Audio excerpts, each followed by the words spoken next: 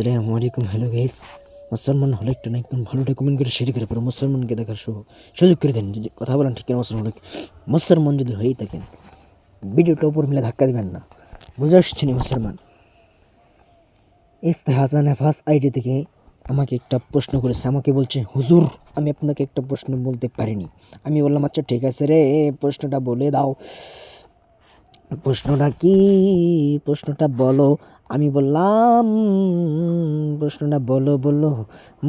আমাকে বললো হুজুর প্রশ্নটা বলে দিবেন নে। আমি বললাম ঠিক হাই রে, ফার্স্ট লাস্ট একবার স্পষ্ট সহিম আমি ধরেন সে প্রশ্নটা বলে দিব। যদি মুসলমান হয়ে থাকেন ভালোভাবে শুনবেন। মুসলমান ভৈর রে, কথা বেশি লম্বা নয়, কথা সংক্ষিপ্ত করিয়া দিব। ও দুনিয়ার মুসলমান শুনে রাখো,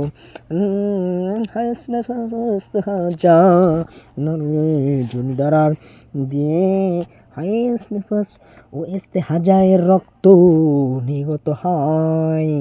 মুসলমান বাজান রে, ও দুনিয়ার মুসলমান, কথা বেশি লম্বা নয়, একেবারে সংক্ষিপ্ত বলিয়া দেব। এক নম্বর প্রশ্ন জবাব উত্তর। এমন রক্ত যা প্রাপ্তবয়স্ক নারীর যার আয়ু থেকে নির্গত হয়, যে নারী সুস্থ বা সমস্ত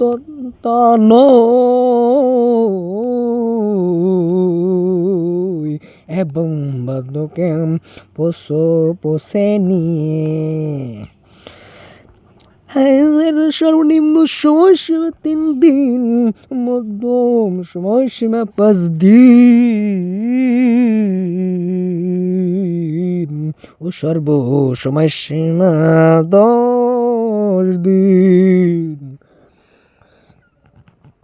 নেফাস যে রক্ত সমতল প্রসবস্থ নির্গত হয়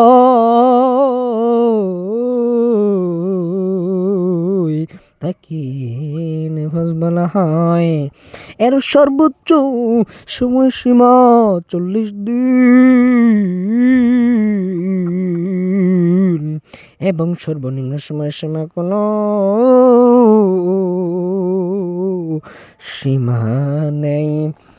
ইস্তেহাজা এর রক্ত প্রস্রাব 3 দিনের চেয়ে কম হয় অথবা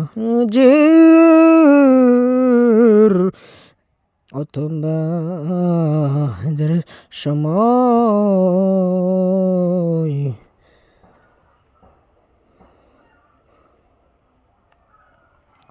হাইজের সময় 10 দিনের চেয়ে অধিক হয় এবং নেফাসের সময় 40 দিন এর 40 দিনের চেয়ে অধিক নির্গত হয় তাকে ইস্তেহাজা বলে। قولوا هذه 3 أيام হাইজের সময়সীমা। ইমামে আযম ইমাম আবু হানিফা রাহমাতুল্লাহ আলাইহি, ইমাম আবু হানিফা ও মুহাম্মদ রাহমাতুল্লাহ আলাইহি এর মতে ওরে বাজান্ডে আমার কথাগুলো সংক্ষিপ্ত করিয়া দেব, স্পষ্টভাবে বলিয়া দেব রে।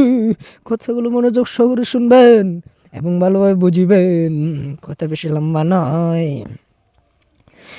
ইমাম আবু হানিফা রাহমাতুল্লাহ মুহাম্মদ রাহমাতুল্লাহ আলাইহির মতে হাইজের সর্বনিম্ন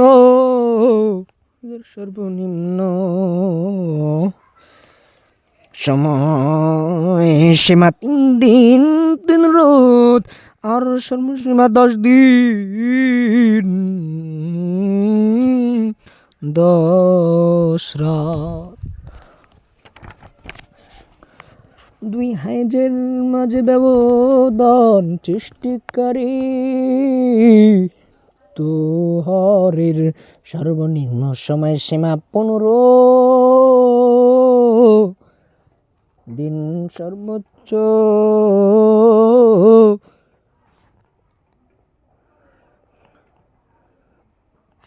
সর্বোচ্চ মেয়েদের কোনো সময়সীমা নেই, কিন্তু যে নারীর ইস্তেহাজা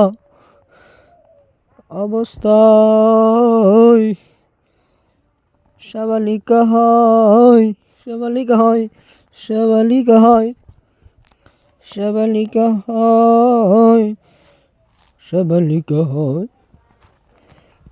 তার ব্যাপার ভিন্ন, তার ব্যাপার ভিন্ন। মুসলমান ভাইরা রে, ও দুনিয়ার মুসলমান, কথা বেশি লম্বা নয়, একানে দলিল সহ স্পষ্টভাবে সহিহ মাসলা বলিয়ে দিলাম। ওরে দুনিয়ার মুসলমান, কথাগুলো ভালোভাবে বুঝবেন।